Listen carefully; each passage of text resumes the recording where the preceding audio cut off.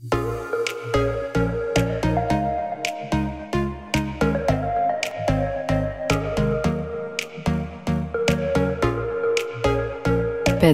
globalnih automobilskih brendova je učestvovalo na 5. međunarodnom sajmu uvoza, među kojima su Volkswagen, BMW, Toyota, Ford i drugi brendovi, koji su predstavili svoje najnovije električne automobile.